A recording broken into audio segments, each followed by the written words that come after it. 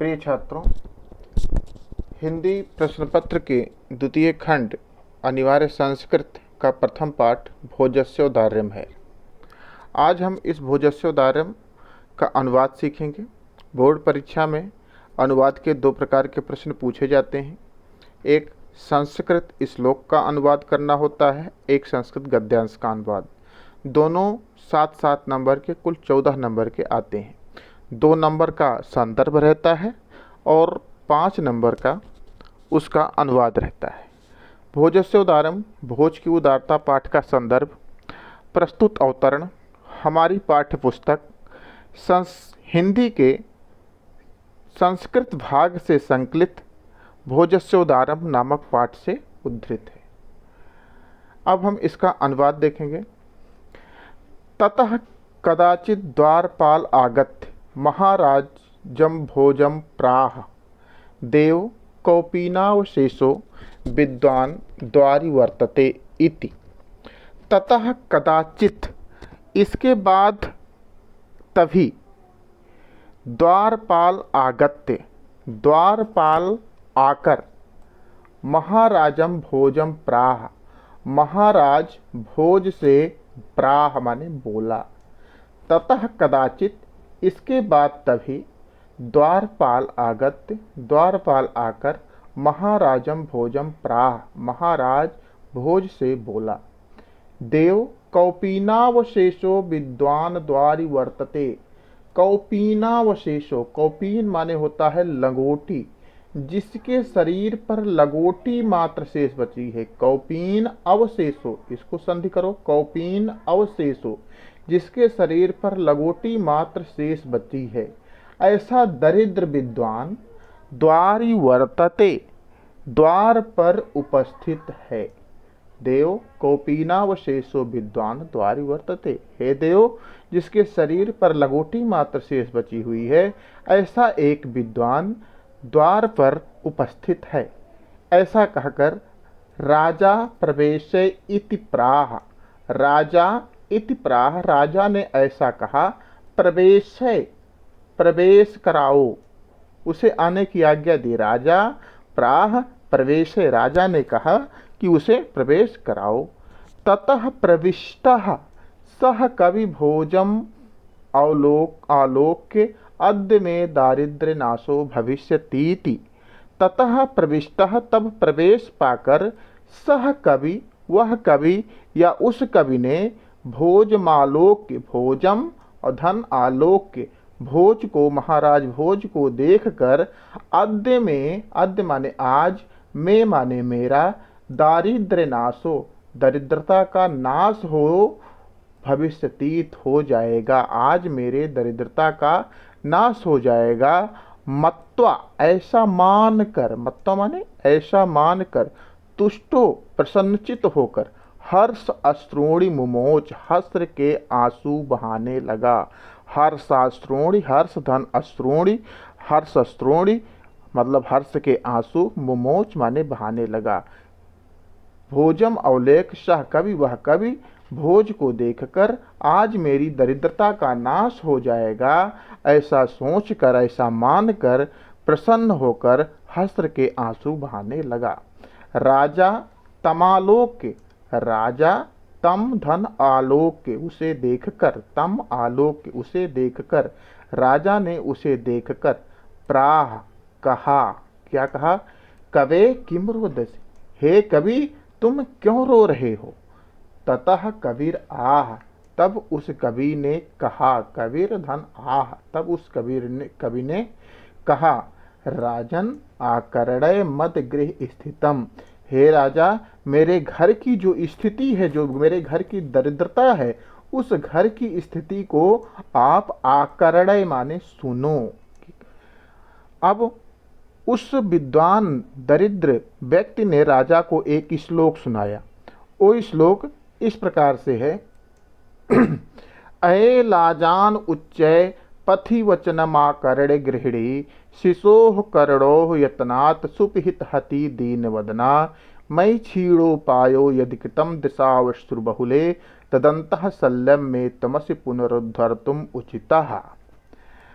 अये लाजान उच्चय, लाजा माने खील, अये लाजान उच्चय, अरे लाजाओं को ले लो, खीलों को ले लो। कौन कह रहा है? एक बेचने वाला है, पथिक, एक राहगीर पथिक है, एक जो हमेशा बेचते रहते हैं रास्ते पर, वो ऐसा बेचने वाला, वो बोल रहा है अरे खीलों को ले लो।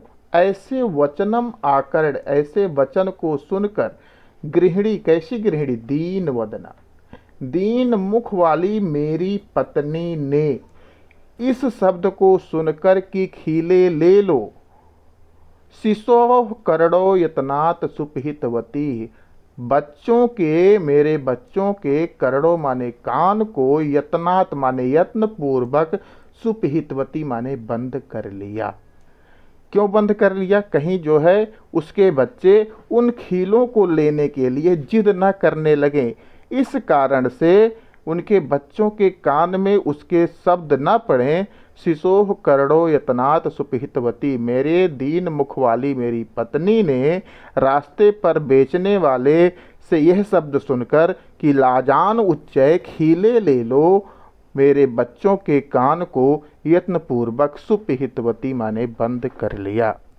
तथा मैं छीड़ो पायो यदि कृतम दृशाओ अश्रु बहुले, दृशाओ माने देखा, अश्रु बहुले आंसू बहाती हुई, उस आंसू बहाती हुई मेरी पत्नी ने, मैं मुझे, छीड़ो पायो, जिसके पास कोई साधन नहीं है, कोई उपाय नहीं है, कोई धन नहीं है उन खीलों को लेने के लिए, यदि कृतम, जिस प्रकार से उस आंसू बहाती हुई मेरी पत्नी ने मुझ साधन विहीन को जिस प्रकार से देखा, उसका देखना मेरे हृदय में, तद अंतः, मेरे हृदय में, शल्यम, शल्यम माने कांटे की तरह चुभ गया है।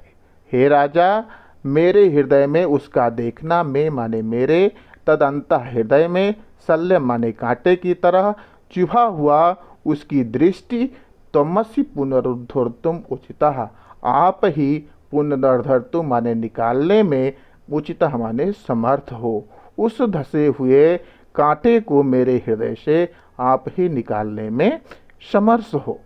राजा शिव शिव इति उदीरयन् प्रत्यक्षरम लक्ष्यम दत्त्वा प्राह, त्वरितम गच्छ गेहम तद्गृहिणी खिन्ना वर्तते। राजा ने शिव शिव, ऐसा भगवान शंकर तुम्हारा भला करें, शिव का नाम लेकर, भगवान शंकर का नाम लेकर, इत उदीरयन, ऐसा कहकर, प्रत्यक्षरम, उसके श्लोक के प्रत्येक अक्षर पर, लक्ष्यम दत्त्वा, 1,00,000 स्वर्ण मुद्राएं देकर, प्राह कहा, त्वरितम गच्छ गेहम, तुरंत घर जाओ, तद गृहिणी, तुम्हारी पत्नी, खिन्ना वर्तते, बहुत ही खिन्न है, अर्थात बहुत ही दुखी है। अन्यदा भोजः श्री माहेश्वरम नमितम शिवालयम अभ्यगच्छत, किसी अन्य दिन भोज, महाराज भोज, किसी अन्य दिन महाराज भोज, श्री महेश्वरम नमितुम, भगवान शंकर को नमस्कार करने के लिए या पूजा करने के लिए, शिवालयम, शिवालय, शिवधन आलय, शिवालय अर्थात भगवान शंकर जी के मंदिर में अभ्यगच्छत गए हुए थे। अन्यथा किसी अन्य दिन, भोजः महाराज भोज, महेश्वरम, श्री महेश्वरम, भगवान शंकर को, नमितुम नमस्कार करने के लिए, शिवालयम अभ्यगच्छत, शिवालय गए हुए थे। तदा कोपि ब्राह्मणः राजा नाम शिव सन्निधो प्राह, वहाँ पर कोई ब्राह्मण जो भगवान शिव की पूजा अर्चना किया करता था, वहाँ पर कोई ब्राह्मण राजा को शिव सन्निधो, सन्निधो माने समीप जानकर, प्राह माने बोला, राजा को शिव के समीप जानकर बोला, देव। अब उस ब्राह्मण ने पुनः एक अपना बनाया हुआ श्लोक सुनाया। वो श्लोक था, अर्धदानो वैरीणाम गिरिजाप्य अर्धम शिवस्याहृतम, देवेथम जगती तले पुरहरा भावे समुन्मीलति, गंगा सागरम अंबरम शशिकला नागाधिप क्षमातलम, सर्वगतम अधीरसत्वम गतम त्वाम माम भिक्षाटनम। उस ब्राह्मण ने एक बहुत ही बढ़िया श्लोक बनाकर राजा को सुनाया कि हे राजा, अर्धदानव वैरी राम गिरिजाप्य अर्धम शिवस्याहृतम। भगवान शिव के आधे शरीर को, अर्धम भगवान शिवस्या भगवान शिव के अर्धम आधे शरीर को दानव के वैरी अर्थात भगवान विष्णु ने ले लिया। दानव के वैरी कौन है? भगवान विष्णु। भगवान शिव के हृतम ले लिया अर्धम आधा शरीर को दानव वैरी राम, दानव वैरी भगवान विष्णु ने, और बचे हुए आधा शरीर को गिरजयाप्यर्धम माता पार्वती ने उनके आधे शरीर को ग्रहण कर लिया। अब देवेत्थम, हे देव, इत्थम जगती तले, इस पृथ्वी पर पुरहरा अभावे, पुरहर माने शंकर, अभावे माने अभाव हो गया। अब इस पृथ्वी तल पर भगवान शंकर नहीं रह गए और उनके अभाव में पृथ्वी तल समून मीलती दिखाई देने लगी। अब ये पृथ्वी भगवान शंकर के अभाव में दिखाई देने लगी। इस कारण से भगवान शंकर पर आश्रित तीन चीज़ें, गंगा, शशि, चंद्रमा और नाग। गंगा उनके जटा से निकलती है, चंद्रमा उनके सिर के ऊपर शोभायमान होता है और नाग उनके गले में शोभायमान होता है। जब भगवान शंकर इस पृथ्वी पर नहीं रह गए तो गंगा सागरम, गंगा कहाँ पर जाके मिल गई? सागरम, गंगा सागर में जाकर समाहित हो गई। अंबरम शशिकला, और चंद्रमा की कलाएं अब आकाश में दिखाई पड़ने लगी। नागाधिपः क्षमा तलम, और शेषनाग रसातल में, पृथ्वी तल में या पाताल लोक में जाकर छुप गया। सर्वगतम अधीरसत्वम गमत त्वाम, सर्वज्ञता और अधीश्वरता, सर्वज्ञता और अधीश्वरता आपको प्राप्त हुई। माम तू भिक्षाटनम, और मुझे तो केवल भिक्षा मांगना या भिक्षाटन करना ही प्राप्त हुआ। जो शंकर जी की हमेशा पूजा करता था उसे तो केवल भिक्षाटन ही प्राप्त हुआ। अर्ध दानव वैरी राम गिरिजाप्य अर्धम शिवस्याहृतम, हे राजन, भगवान शंकर के आधे शरीर को दानव वैरी भगवान विष्णु ने ले लिया और आधे शरीर को माता पार्वती ने ले लिया, जिसके कारण हे देव, इस पृथ्वी तल पर पुरहरा भावे समून मिलती।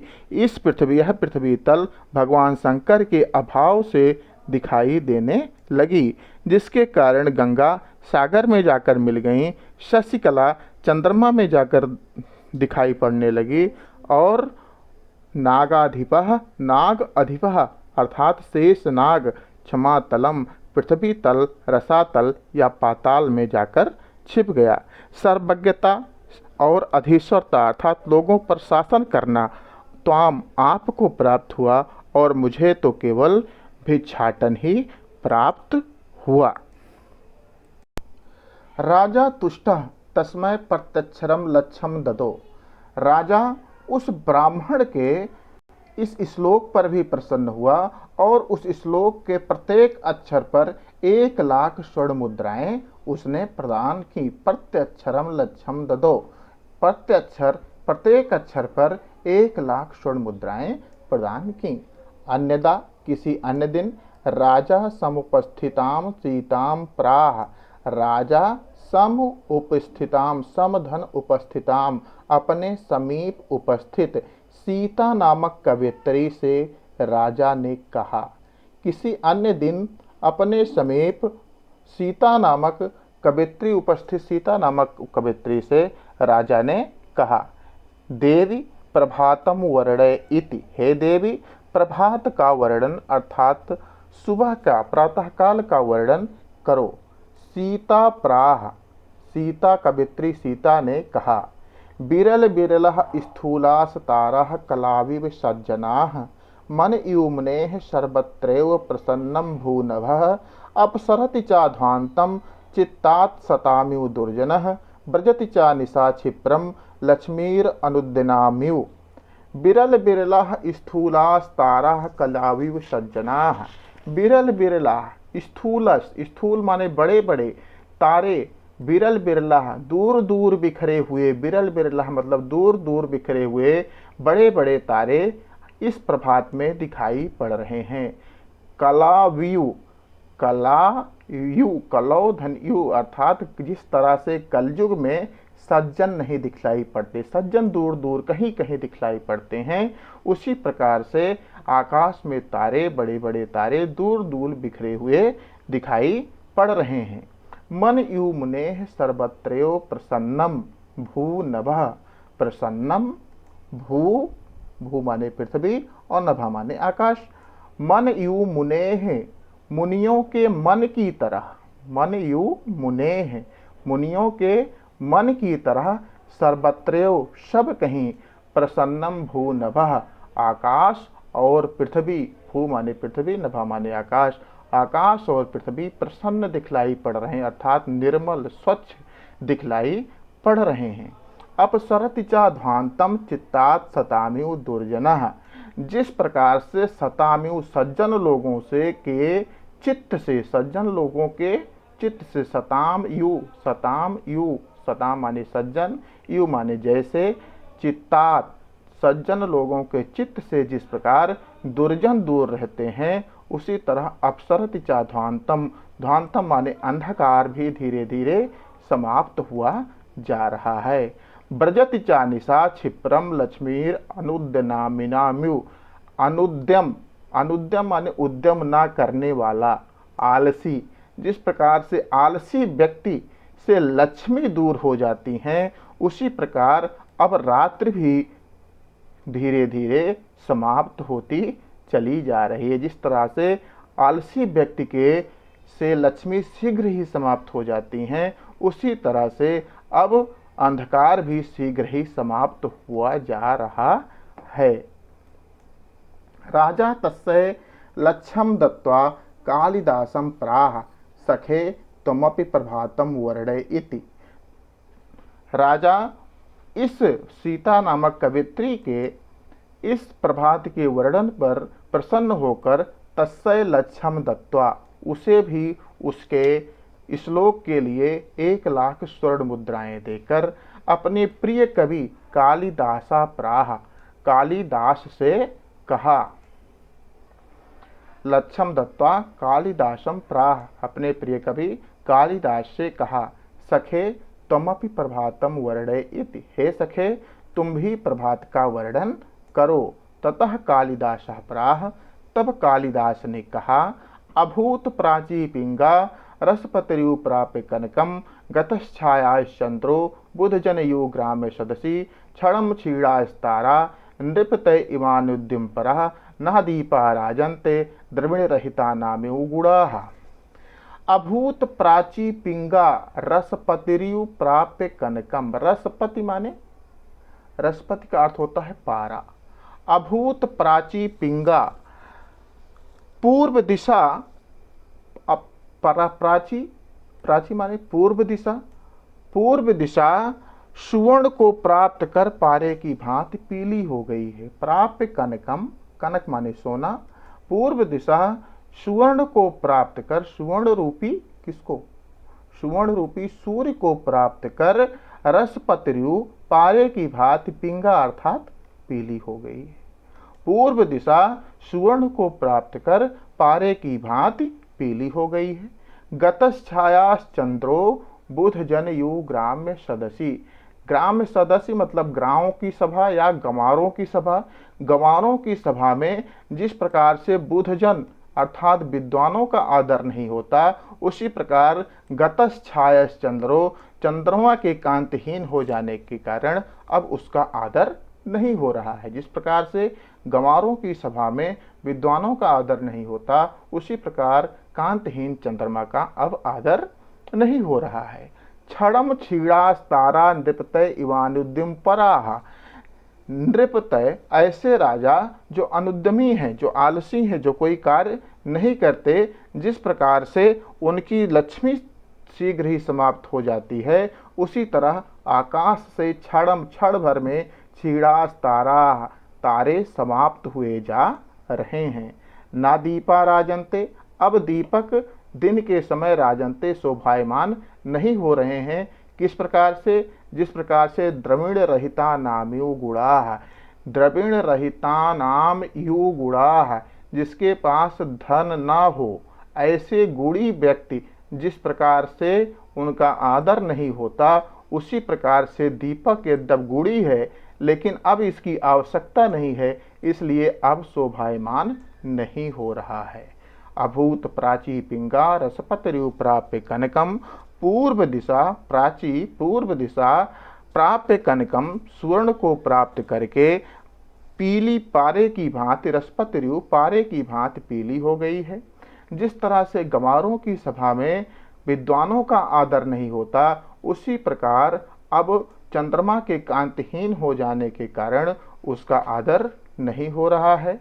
जिस प्रकार से अनुद्यम पराह बिना उद्यम करने वाले राजाओं की लक्ष्मी समाप्त हो जाती है, उसी प्रकार से क्षण भर में आकाश से सभी तारे समाप्त हुए जा रहे हैं। और जिस प्रकार से द्रविण रहिता नाम यु गुणाः, बिना धन के बिना द्रव्य के गुणी व्यक्तियों का आदर नहीं होता, उसी प्रकार से अब दीपक धनहीन के गुणों की तरह दीपक भी आदर नहीं पा रहे हैं, अर्थात वह चमक नहीं रहे हैं।